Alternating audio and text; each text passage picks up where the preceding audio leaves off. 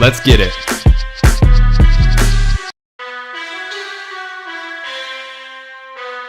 What's going on, everybody? Welcome to the SchuZ Show, a very late night edition of the SchuZ Show. I hope you guys are having a phenomenal Monday. If you guys are over somewhere else, you guys might already be on your guys' Tuesday, but I hope you guys are having a blessed day. I just wanted to come live today so we could get right into today's show and get down and discuss a lot of things that went down in the boxing world over this past weekend. So there's obviously not going to be any guests on today's show. There's not going to be too many this week either. I do have somebody planned for Wednesday's show who I will be announcing later on.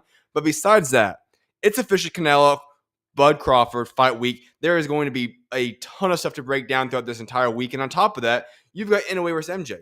You've also got Pat McCormack fighting Patty Donovan for World Championship. This week is going to be stacked. So I'll be breaking that all down throughout this week. So what we're going to get onto in today's show is a fight recap of what went down this past weekend. On top of that, I'll be getting into some boxing news and other things as well. But before I go any further, if you guys have any comments, questions, topics, or anything else you guys want me to discuss on today's show, make sure to leave it in the chat, and I will address them as I go throughout the duration of tonight's show. So let's get right to it, though. For the fight recap, there is a lot to get into from what went down this past weekend. I'm going to start off with where we left off on Friday, and that was in regards to the fight that I actually broke down right away, and that was with the Michael Consolin and the Jack Bateson fight card. What I wanted to talk about is this. Jack Bateson has confirmed that he dislocated and broke his ankle during his defeat to Michael Conlon on Friday. So obviously Michael Conlon got the knockout win in that performance. He looked exceptional, but we do find out now that Jack Bateson is going to be out for a long time. He both dislocated and broke his ankle now. Obviously, prayers up for him. Hopefully he has a successful and speedy recovery, but that's the situation at hand. What went down Friday night, though, is another thing I want to address, and that is the Pro Box TV card.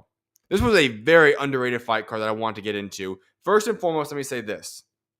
Scooter Davis got the KO on Pro Box. He's now moved to 8-0, and on top of that, there's rumors that he could be signing a top-ranked deal. I hope he gets that because I talked about this on Friday's show or Thursday's show. Scooter Davis is one of the most exciting young up-and-coming fighters in all boxing.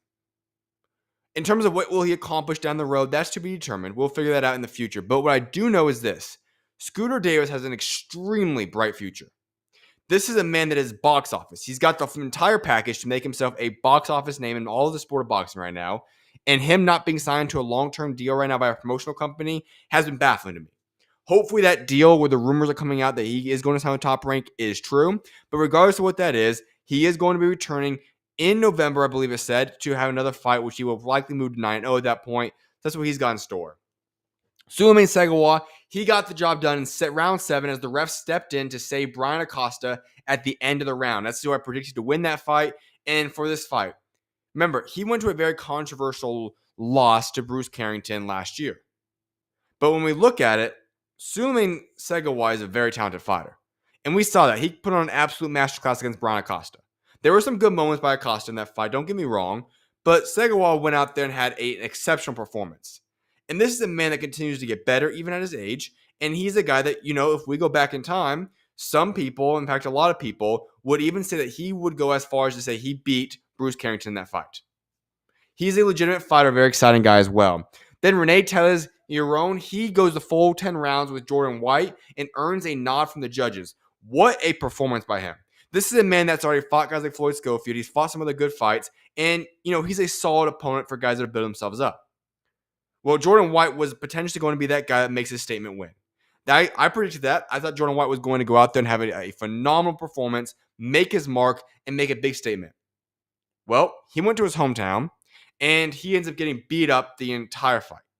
You could maybe give him a couple rounds in there, but overall, Rene went out there and had an absolute beautiful performance. He pulls off the massive ups against Jordan White. And now it's interesting. Where does Jordan White go from here? He's now got 2 losses on his resume. And this is a guy that, albeit he is very talented, this was not a fight he should have lost. He should have went out there and done his job, but he got outclassed and took a beating in that fight. Let's go to what happened on Saturday.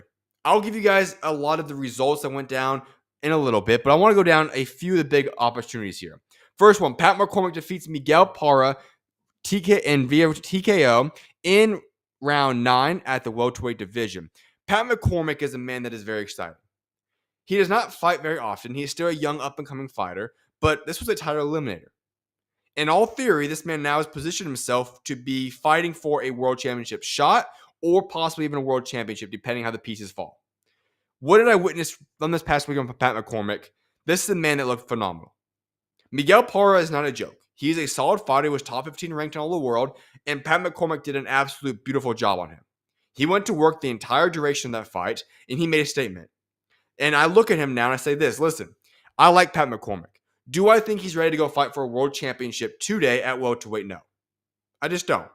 I think he's going to be there very soon, but I think there are some things he could still improve on and work on. Very similar to what I said about Iglesias at 168. He earned his title eliminator. He is in rightful position to go fight Canelo Alvarez or Bud Crawford, depending who wins on Saturday. But is he ready for that? Probably not.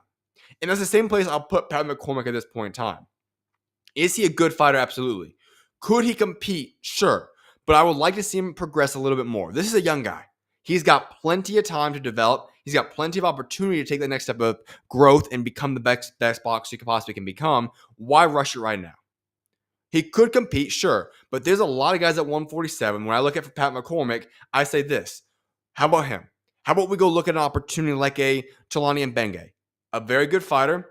He is one of the other world champions right now, not one of the main four, the IBO, whatever it is. But this is a man that's very talented, top 5 ranked in a couple of the boards. Go after a guy like that. There's plenty of guys at 147 where if you are Pat McCormack, you should be eyeing and saying, you know what? Let me go fight him. This would be a big step up for myself, and it would get me in better position to be ready for that world title shot, which inevitably is going to happen. It's only a matter of time, and it will happen. So when I look at Pat McCormack, absolutely phenomenal performance. He took care of the job. He took care of his business there in that ring, and he made a very big statement. So I'm very impressed with Pat McCormack. I think he looked phenomenal this past weekend. Then we head over to Mexico, where 2 fights, different cards, did go down. The first one, former 2-division champion Oscar Valdez defeats Ricky Medina of San Antonio, Texas by unanimous decision after 10 rounds at super featherweight. The scores read this: 97-93, 98-92, and 100-90.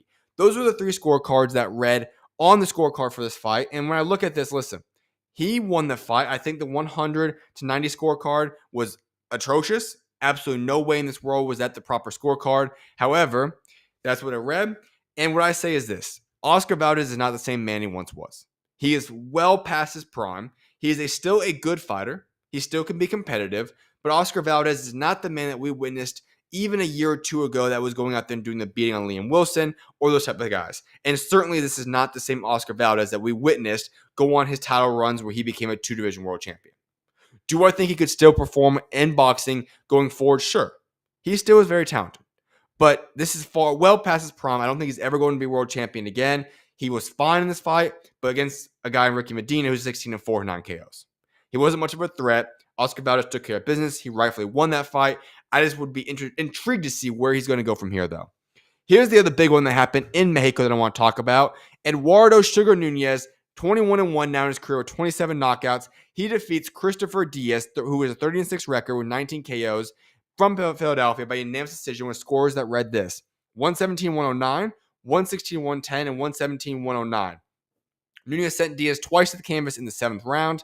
With the victory, Nunez made his first successful defense of his IBF super featherweight title, and Diaz failed in what was his 3rd attempt at becoming a world champion. All right, there's a lot to break down in this fight. First and foremost, hats off to both Sugar Nunez and Christopher Diaz for giving us one of the best fights this year. Now, this year is loaded with top fights. I don't think it's the fight of the year, but it was a phenomenal fight. One of those fights you just don't want to miss. Very entertaining, very high paced. Those guys were swinging big on those fights. They had big power behind their punches. They were going to the fences. They went the distance, but both guys deserve massive props because they put on a fight of the year contender in that fight. But here's what's interesting. For Sugar Nunez, I thought he looked pretty good. The scorecards were fine in my eyes. I think they were pretty solid. I think he won the majority of those rounds in that fight. Obviously, he dropped Diaz multiple times in that fight. So this was a fight that I look at and I say, you know what? I think it was a good, successful night at the office. Now, I am intrigued by this one aspect. Sugar Nunez had a 100% KO ratio leading up to his previous fight in Japan when he became world champion. Now, in that fight and now in this fight, he was not able to get the KO. Is it the end-all be-all? Absolutely not. But it is something to monitor because the big thing with Sugar Nunez has been this is a very powerful man. I don't think anybody considered him more powerful than Artur Beterbiev and those type of guys, but this was a man that people looked at and said, he is a knockout artist. This is a man that can get the job done against no matter whoever it is. He has the possibility of knocking you out. I still think that could be true, but it's something to monitor. Him becoming world champion, now fighting at the world championship stages, and is not getting the knockouts is something to keep your eye on, because as he fights more better and better guys, it could come time where he's going to need that knockout. A guy like Raymond Ford could push him, and other guys along those lines. Also, Emmanuel Navarrete. So it's something to keep an eye on. But that's not to put any slack on him. I love what he did in the ring that night. I think he looked phenomenal. I think he put on a fight of the year contender. Very entertaining performance. He successfully defended his belt, and he can now move on to hopefully bigger and better things. And that's where I really want to put a lot of time into right now. What is next for Eduardo Sugar Nunez?